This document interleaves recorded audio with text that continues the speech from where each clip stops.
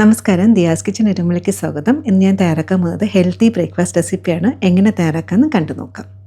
അതിനായി 250 ml കപ്പിൽ 1 cup മുളപ്പിച്ച കടല എടുത്തിട്ടുണ്ട്. കടലയുടെ ഗുണങ്ങൾ എല്ലാവർക്കും അറിയാം. എങ്കിലും നമ്മൾ മുളപ്പിച്ച കടല കഴിക്കുമ്പോൾ അതിൻ്റെ പ്രോട്ടീൻസും അതുപോലെ തന്നെ ഫൈബറൊക്കെ കുറച്ചും കൂടി കൂടുതലാണ്. അതായത് സ്പ്രൗട്ടഡ് കടല. സാധാരണയായിട്ട് പയർവർഗ്ഗങ്ങൾ നമ്മൾ തലേദിവസം രാത്രി ഒന്ന് വെള്ളത്തിൽ കുതിർത്ത് വെച്ചിട്ട് അടുത്ത ദിവസമായിരിക്കും കറിയാക്കുന്നത്. എന്നാൽ ഇതേ പയർവർഗ്ഗങ്ങൾ മുളപ്പിച്ച് ഉപയോഗിച്ചാൽ അതിൻ്റെ പോഷക ഗുണം കുറച്ചും കൂടി ഇരട്ടിയാകും. കടല മുളപ്പിച്ചെടുക്കാൻ വളരെ എളുപ്പമാണ്. ഇപ്പോൾ രാവിലെ നമ്മൾ വെള്ളത്തിലിട്ട് വെക്കുകയാണെന്നുണ്ടെങ്കിൽ രാത്രി ആ വെള്ളം ഒക്കെ ഒന്ന് മാറ്റിയിട്ട് കുറച്ചൊരു ഈർപ്പം ഉണ്ടായിരിക്കണം. അപ്പോൾ അടുത്ത ദിവസം ആകുമ്പോൾ തന്നെ നമുക്ക് അതിൽ ആ മുള പൊട്ടി വരുന്നതായിട്ട് കാണാനായിട്ട് സാധിക്കും. ഇതാണ് മെയിനായിട്ടുള്ള ഇൻഗ്രീഡിയൻറ്റ്. ഇതൊന്ന് നമുക്ക് മാറ്റി വയ്ക്കാം. ഇനി അടുത്തായിട്ടൊരു ബാറ്റർ തയ്യാറാക്കാൻ വേണ്ടിയിട്ട് മിക്സി ഒരു വലിയ ജാറിലോട്ട് നമ്മൾ റെഡിയാക്കി വെച്ചിരിക്കുന്ന കടല ഇട്ട് കൊടുക്കാം. കൂടെ തന്നെ നമ്മൾ ഏത് കപ്പിലാണോ കടല എടുത്തത് ആ സെയിം കപ്പിലോട്ട് 3/4 കപ്പ് റവ ചേർക്കുന്നുണ്ട്. ഇത് വറുത്തതാണെങ്കിലും വറുക്കാത്തതാണെങ്കിലും കുഴപ്പമില്ല. 1/2 കപ്പ് തൈരും കൂടി ചേർക്കാം. പുളിയില്ലാത്ത തൈരായിരിക്കും കുറച്ചും കൂടി നല്ലത്. കുറച്ച് മല്ലിയിലയും കൂടി ചേർക്കാം. കരിവേപ്പിലയും കൂടെ ചേർക്കുന്നുണ്ട്. കരിവേപ്പില കഴിക്കുന്നത് വളരെ നല്ലതാണ്. നമ്മുടെ തലമുടി വളർച്ചയ്ക്കും അതുപോലെ തന്നെ സ്കിന്നിനും നല്ലത് തന്നെയാണ്. എരിവിന് വേണ്ടിയിട്ട് 3 പച്ചമുളക്, ഒരു ചെറിയ കഷ്ണം ഇഞ്ചി, അറൗണ്ട് ഒരു 3/4 ടീസ്പൂൺ നല്ല ജീരകം, ആവശ്യത്തിന് ഉപ്പും കൂടി ചേർത്തെടുക്കാം. ഒന്നുകിൽ ഈ സമയം ചേർക്കാം, അല്ലാന്നുണ്ടെങ്കിൽ നമ്മൾ അരച്ച് കഴിഞ്ഞിട്ട് ലാസ്റ്റ് വേണമെന്നുണ്ടെങ്കിലും ചേർക്കാം. ഇനി ഇത് നന്നായിട്ട് അരച്ചെടുക്കാൻ വേണ്ടിയിട്ട് കുറച്ച് വെള്ളം കൂടി ഒഴിക്കുന്നുണ്ട്. ഇപ്പോൾ 1/2 കപ്പ് വെള്ളമാണ് എടുത്തത്. അതായത് നേരത്തെ തൈരെടുത്ത ആ സെയിം കപ്പിലോട്ടാണ് 1/2 കപ്പ് വെള്ളം ഒഴിച്ചത്. ഇനി ഇത് നന്നായിട്ടൊന്ന് അരച്ചെടുക്കുക. ആവശ്യമാണെങ്കിൽ കുറച്ചും കൂടി വെള്ളം ചേർക്കണേ. അങ്ങനെ മാവ് നന്നായിട്ടൊന്ന് അരച്ചെടുത്ത് വന്നിട്ടുണ്ട്. ഒട്ടും തരിയൊന്നും ഇല്ലാതെ ദോശ ബാറ്ററിൻ്റെ ഒരു കൺസിസ്റ്റൻസിലായിരിക്കണം അരച്ചെടുക്കേണ്ടത്. അപ്പോൾ ഞാനൊരു 1/4 കപ്പ് വെള്ളം കൂടി എക്സ്ട്രാ ഒഴിച്ചിട്ടുണ്ടായിരുന്നു. അപ്പോൾ 3/4 കപ്പ് വെള്ളം ഒഴിച്ചിട്ടാണ് ഇതൊന്ന് അരച്ചെടുത്തത്. ഇനി മിക്സി കഴുകി കുറച്ച് വെള്ളം കൂടി ഒഴിച്ചു കൊടുക്കാം. ബാറ്ററിൻ്റെ കൺസിസ്റ്റൻസി എന്ന് പറയുന്നത് ഇതായിരിക്കണം. ഒത്തിരി ലൂസാവാനും പാടില്ല, എന്നാൽ ഒത്തിരി കട്ടിയാവാനും പാടില്ല. ഈ ഒരു കൺസിസ്റ്റൻസി ആയിരിക്കണം. അപ്പോൾ ഇതിൽ നമ്മൾ നേരത്തെ ഉപ്പ് ചേർത്തുകൊണ്ട് തന്നെ ഈ സമയം ഉപ്പ് ചേർക്കേണ്ട ആവശ്യമില്ല. ഉപ്പൊന്ന് നോക്കണേ. ഉപ്പ് ആവശ്യമാണെങ്കിൽ ഉപ്പ് ചേർത്ത് കൊടുക്കുക. ഞാൻ ഉപ്പ് നോക്കിയപ്പോൾ ഉപ്പ് പാകത്തിനാണ്. അതുപോലെ തന്നെ നമ്മൾ കടല മുളപ്പിച്ചെടുത്തുകൊണ്ട് തന്നെ നല്ല സോഫ്റ്റായിട്ടിരിക്കും. അതുകൊണ്ട് തന്നെ അരച്ചെടുക്കാൻ ബുദ്ധിമുട്ടൊന്നും ഇല്ല കേട്ടോ. പെട്ടെന്ന് തന്നെ അരഞ്ഞ് കിട്ടും. മുളപ്പിച്ച പയറുവർഗ്ഗങ്ങൾ കഴിക്കുന്നത് വളരെ നല്ലതാണ്. അതായത് ഇതിൽ ധാരാളം omega-3 ഫാറ്റി ആസിഡ്സ് അടങ്ങിയിട്ടുണ്ട്. അതുപോലെ തന്നെ നല്ല കൊളസ്ട്രോൾ കൂട്ടാനും സഹായിക്കും. പിന്നെ വെയിറ്റ് ലോസിനും വളരെ നല്ലതാണ്. ഇത് റെസ്റ്റ് ചെയ്യാൻ വെക്കണം നിർബന്ധമില്ല കേട്ടോ. വേണമെന്നുണ്ടെങ്കിൽ നമുക്ക് ഇപ്പം തന്നെ ദോശ തയ്യാറാക്കാം. പക്ഷേ ഒരു 10 മിനിറ്റ് വെക്കുകയാണെങ്കിൽ കുറച്ചുകൂടി നല്ലതായിരിക്കും.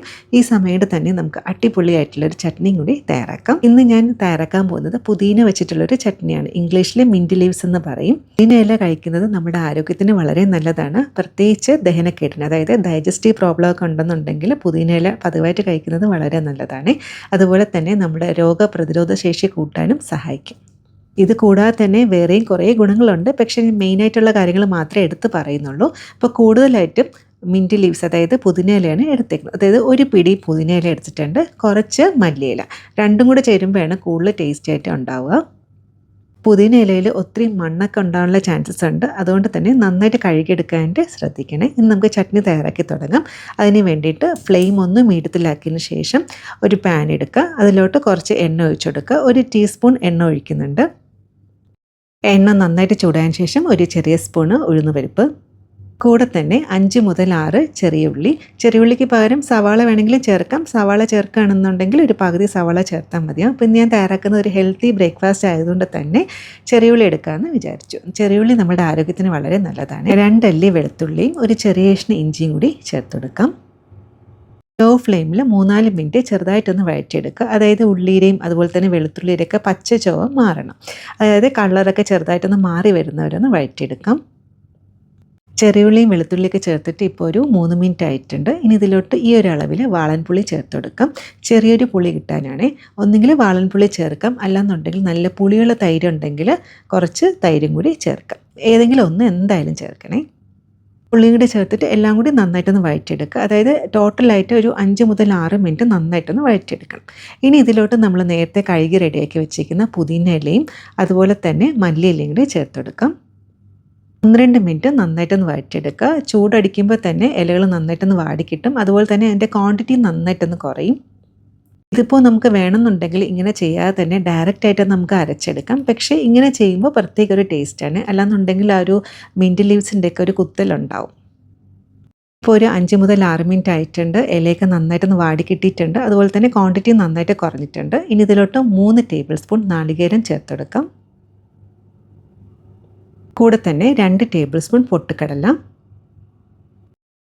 ഇനി ഫ്ലെയിം ഓണാക്കേണ്ട ആവശ്യമില്ല. പാനിൽ തന്നെ അത്യാവശ്യം നല്ലൊരു ചൂടുണ്ടാവും. അപ്പോൾ നന്നായിട്ടൊന്ന് മിക്സാക്കി എടുക്കുക. ഇനി എരിവിന് വേണ്ടിയിട്ട് ഒരു 2 മുതൽ 3 പച്ചമുളക് ചേർത്തെടുക്കാം. അങ്ങനെ നമ്മുടെ ചട്നി കൂട്ട് റെഡി ആയിട്ടുണ്ട്. ഇനി ഇത് തണുത്തതിന് ശേഷം മിക്സിയുടെ ജാറിലോട്ട് മാറ്റാം. ചൂട് ചെറുതായിട്ട് മാറിയപ്പോൾ മിക്സിയുടെ ഒരു ചെറിയ ജാറിലോട്ട് മാറ്റിയിട്ടുണ്ട്. ആവശ്യത്തിന് ഉപ്പും കൂടി ചേർത്തതിന് ശേഷം ഒട്ടും വെള്ളം ചേർക്കാതെ നന്നായിട്ടൊന്ന് അരച്ചെടുക്കാം. നന്നായിട്ടൊന്ന് അരച്ചെടുത്ത് വന്നിട്ടുണ്ട്. ഈ ഒരു സ്പൂൺ വെച്ചിട്ട് ഒന്ന് ഒതുക്കിയതിന് ശേഷം 1/2 കപ്പ് വെള്ളം ചേർത്തിട്ട് നന്നായിട്ടൊന്ന് അരച്ചെടുക്കാം. അരച്ചെടുത്തത് ഒരു ബൗളിലോട്ട് മാറ്റിയിട്ടുണ്ട്. ഈ ഒരു ചട്നിയുടെ കൺസിസ്റ്റൻസി എന്ന് പറയുന്നത് ഒത്തിരി ലൂസായിരിക്കില്ല, കുറച്ച് കട്ടിയായിരിക്കും. ഈ ഒരു കൺസിസ്റ്റൻസി ആയിരിക്കും കുറച്ചും കൂടി നല്ലത്. അപ്പോൾ ഇത് ഞാനൊന്ന് ടേസ്റ്റ് ചെയ്ത് നോക്കിയോ, നല്ല ടേസ്റ്റി ആയിട്ടുള്ള ചട്നിയാണ്. ഉപ്പും പുളിയൊക്കെ പാകത്തിനാണ്. അങ്ങനെ നമ്മുടെ ചട്നി ഏതാണ്ടായിട്ടുണ്ട്. ഇനി നമുക്ക് ലാസ്റ്റ് ഒന്ന് താളിച്ചും കൂടി ചേർക്കാം. താളിക്കുന്നതിൻ്റെ വീഡിയോ കാണിക്കുന്നില്ല, ഒത്തിരി ലെങ്തി വീഡിയോ ആയിപ്പോൾ. അതുകൊണ്ടാണ് വെളിച്ചെണ്ണയിൽ കടുകും വറ്റൽമുളകും ഒന്ന് താളിച്ച് ഒഴിക്കുന്നുണ്ട്. അപ്പോൾ താളിച്ചുകൊണ്ട് ചേർക്കുമ്പോഴാണ് ശരിക്കും ഈ ചട്നി കുറച്ചും കൂടി ടേസ്റ്റി ആയിട്ട് കിട്ടുക. ഇതെല്ലാം കൂടി നന്നായിട്ടൊന്ന് മിക്സാക്കി എടുക്കാം. അങ്ങനെ നമ്മുടെ പുതിന ചട്നി റെഡി ആയിട്ടുണ്ട്. വളരെ ടേസ്റ്റി ആയിട്ടുള്ള ചട്നിയാണ്. ഒരു പ്രാവശ്യമെങ്കിലും ഈ ഒരു ചട്നി ട്രൈ ചെയ്ത് നോക്കണേ. ആദ്യമേ തന്നെ ഈ ചട്നി തയ്യാറാക്കിയിട്ട് ദോശ തയ്യാറാക്കണം. അപ്പോൾ ദോശ നല്ല ചൂടോടെ കഴിക്കാനാണ് കൂടുതൽ ടേസ്റ്റ്. അതിന് വേണ്ടിയിട്ട് ഒരു ദോശപ്പാൻ വെച്ചിട്ടുണ്ട്. ദോശപ്പാൻ നന്നായിട്ട് ചൂടായതിന് ശേഷം കുറച്ച് വെള്ളം ഒന്നിങ്ങനെ സ്പ്രെഡ് ചെയ്ത് കൊടുക്കുക. അതിനുശേഷം ഒന്നുകിൽ ടിഷ്യൂ അല്ലെങ്കിൽ നല്ല വൃത്തിയുള്ള തുണി ഉപയോഗിച്ചിട്ട് ആ വെള്ളം നന്നായിട്ടൊന്ന് തുടച്ച് മാറ്റുക. ഇനി നമ്മൾ റെഡിയാക്കി വെച്ചിരിക്കുന്ന ബാറ്റർ ഒന്നും കൂടി നന്നായിട്ടൊന്ന് മിക്സാക്കി എടുക്കുക. കട്ടി കൂടുതലാണെന്നുണ്ടെങ്കിൽ കുറച്ച് വെള്ളം ഒഴിക്കുക. ഞാനിപ്പോൾ വെള്ളം ഒഴിക്കുന്നില്ല, കറക്റ്റ് ഒരു കൺസിസ്റ്റൻസിയാണ്. ഇനി നമ്മൾ സാധാരണ ദോശ നിരത്തുന്ന മാതിരി നന്നായിട്ടൊന്ന് നിരത്തിയെടുക്കുക. ഈ ഒരു വീഡിയോയിൽ 2 തരത്തിലുള്ള ദോശ തയ്യാറാക്കുന്നുണ്ട്. ഇതിപ്പോൾ പ്ലെയിൻ ആയിട്ടുള്ള ദോശയാണ് തയ്യാറാക്കുന്നത്. ഇപ്പോൾ ഞാൻ കുറച്ച് കട്ടി കുറച്ചിട്ടാണ് തയ്യാറാക്കുന്നത്. ഇങ്ങനെ വേണമെങ്കിലും തയ്യാറാക്കാം, കുറച്ച് കട്ടിക്ക് വേണമെന്നുണ്ടെങ്കിൽ അങ്ങനെയും തയ്യാറാക്കാം. എങ്ങനെയാണോ നമുക്കിഷ്ടം അതനുസരിച്ചിട്ട് തയ്യാറാക്കുക. ഇതിൻ്റെ മുകളിലോട്ട് ഒന്നുകിൽ നല്ലെണ്ണയോ വെളിച്ചെണ്ണയോ അല്ലാന്നുണ്ടെങ്കിൽ നെയ്യ് വേണമെങ്കിലും ഒഴിക്കാം. ഞാനിപ്പോൾ കുറച്ച് നല്ലെണ്ണയാണ് ഒഴിക്കുന്നത്. എപ്പോഴും നല്ലെണ്ണ ചേർക്കുന്നതാണ് കുറച്ചും കൂടി ടേസ്റ്റി ആയിട്ടുണ്ടാവുക. പിന്നെ കുട്ടികൾക്കാണെന്നുണ്ടെങ്കിൽ നെയ്യ് ചേർക്കുന്നതുകൊണ്ട് കുഴപ്പമില്ല. അതിനുശേഷം ഒന്നുകിൽ സ്പൂണോ അല്ലെങ്കിൽ സ്പാച്ചുലോ ഉപയോഗിച്ചിട്ട് എണ്ണ എല്ലാ ഭാഗത്തും ഇതുപോലെ ഒന്ന് സ്പ്രെഡ് ചെയ്ത് കൊടുക്കാം. ഇതുപോലെ കളർ ചെറുതായിട്ടൊന്ന് മാറിക്കഴിഞ്ഞാൽ ഒരു സൈഡ് ആയിട്ടുണ്ട്. നമുക്കിത് മെല്ലെ തിരിച്ചിട്ടെടുക്കാം. നോക്കൂ, നല്ല പെർഫെക്റ്റ് ആയിട്ട് കിട്ടിയിട്ടുണ്ട്. നല്ല മൊരിഞ്ഞ് കിട്ടിയിട്ടുണ്ട്. അടുത്ത സൈഡ് റെഡിയാക്കി കിട്ടിയിട്ടുണ്ട്. പ്ലേറ്റിലോട്ട് മാറ്റാം. അങ്ങനെ നമ്മുടെ ഹെൽത്തി ആയിട്ടുള്ള ദോശ റെഡി ആയിട്ടുണ്ട്. ഇത് ശരിക്കും കടല വെച്ചുണ്ടാക്കിയ ദോശയെന്ന് ആരും പറയില്ല കേട്ടോ. നല്ല ടേസ്റ്റി ആയിട്ടുള്ള ദോശയാണ്. നോക്കൂ, നല്ല ക്രിസ്പി ആയിട്ട് കിട്ടിയിട്ടുണ്ട്. ഇതിപ്പോൾ പ്ലെയിൻ ദോശയല്ലേ. അടുത്തത് നമുക്ക് വേറെ ടൈപ്പ് ദോശ തയ്യാറാക്കാം. അടുത്ത ദോശ തയ്യാറാക്കുന്നതിന് മുന്നേ ഇതുപോലെ വെള്ളം സ്പ്രെഡ് ചെയ്തതിന് ശേഷം അത് നന്നായിട്ട് തുടച്ച് മാറ്റുക. ഇനി നമ്മൾ സാധാരണ ദോശ നിരത്തുന്ന മാതിരി ഇതുപോലെ ഒന്ന് നിരത്തിയെടുക്കുക. ഇനി ഇതിൻ്റെ മുകളിലോട്ട് കുറച്ച് സവാള ചെറുതായിട്ട് കട്ട് ചെയ്തേക്കുന്നത് ചേർത്തെടുക്കാം. കൂടെ തന്നെ ചെറുതായിട്ട് കട്ട് ചെയ്ത ക്യാരറ്റും മല്ലിയിലയും കൂടി ചേർത്തെടുക്കാം. ചെറിയ സ്പൂണ് നല്ലെണ്ണയും കൂടി ഒഴിക്കുന്നുണ്ട്. ഒരു 2 മിനിറ്റ് ഒന്ന് അടച്ച് വെക്കാം. അതായത് ഒത്തിരി അങ്ങ് കുക്കാവേണ്ട ആവശ്യമില്ല. നമ്മൾ കഴിക്കുമ്പോൾ ഇടയ്ക്ക് ആ ഒരു സവാളയും ക്യാരറ്റൊക്കെ ഒന്ന് കടിക്കാൻ കിട്ടണം. അപ്പോൾ മാക്സിമം ഒരു 2 മിനിറ്റ് വെച്ചാൽ മതിയാകും. 2 മിനിറ്റിന് ശേഷം ലിഡ് ഓപ്പൺ ആക്കാം. ഇനി ഫ്ലെയിം ഒന്ന് കൂട്ടി വെച്ചതിന് ശേഷം നന്നായിട്ടൊന്ന് മുരിച്ചെടുക്കുക. ഇപ്പോൾ നോക്കൂ, നമ്മുടെ ദോശ കാണാൻ നല്ല ഭംഗിയുണ്ടല്ലേ. കഴിക്കാനും വളരെ ടേസ്റ്റിയാണ്. അതായത് നമ്മൾ ഈ ദോശ കഴിക്കുമ്പോൾ ആ ഒരു സവാളയും അതുപോലെ തന്നെ ക്യാരറ്റൊക്കെ ഒന്ന് കടിക്കാണ്ട് കിട്ടും കേട്ടോ. വളരെ ടേസ്റ്റിയാണ്. അടിഭാഗം നന്നായിട്ടൊന്ന് മൊരിഞ്ഞ് കിട്ടിയിട്ടുണ്ട്. ഫോൾഡ് ചെയ്തതിന് ശേഷം പ്ലേറ്റിലോട്ട് മാറ്റാം. അങ്ങനെ നമ്മുടെ ടേസ്റ്റിയും അതുപോലെ തന്നെ ഹെൽത്തി ആയിട്ടുള്ള ദോശ റെഡി ആയിട്ടുണ്ട്. അപ്പോൾ ഇതിൻ്റെ ഫില്ലിംഗ് ഒന്ന് കാണിച്ചു തരാം. നല്ല ആവി പറക്കുന്ന ഹെൽത്തി ദോശ റെഡി ആയിട്ടുണ്ട്. ബാക്കിയും കൂടി ഇതുപോലെ ഒന്ന് തയ്യാറാക്കാം. അങ്ങനെ ദോശ റെഡി ആയിട്ടുണ്ട്. ഈ ഒരു അളവിൽ 9 മുതൽ 10 ദോശ തയ്യാറാക്കാനായിട്ട് പറ്റും. അപ്പോൾ ചെറിയൊരു ഫാമിലിക്ക് പറ്റുന്നൊരളവാണ് കാണിച്ചത്. അങ്ങനെ നമ്മുടെ ഹെൽത്തി ബ്രേക്ക്ഫാസ്റ്റ് റെഡി ആയിട്ടുണ്ട്. ഇത് ബ്രേക്ക്ഫാസ്റ്റ് ആയിട്ടോ ഡിന്നറായിട്ടൊക്കെ സെർവ് ചെയ്യാൻ പറ്റും. ഞാനൊന്ന് കഴിച്ച് നോക്കട്ടെ. നോക്കൂ, നല്ല ക്രിസ്പി ആയിട്ടുണ്ട്.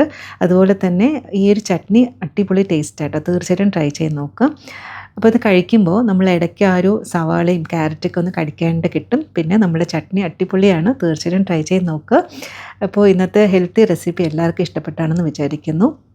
റെസിപ്പി ഇഷ്ടപ്പെട്ടാൽ ഫ്രണ്ട്സ് ഫാമിലിയായിട്ടൊക്കെ ഒന്ന് ഷെയർ ചെയ്തും കൂടെ സപ്പോർട്ട് ചെയ്യണേ. അപ്പോൾ ഇതുപോലെ വേറെ റെസിപ്പി ആയിട്ട് കാണാൻ പറ്റുന്ന പോലെ സന്തോഷമായിട്ടിരിക്കുക. Thank you.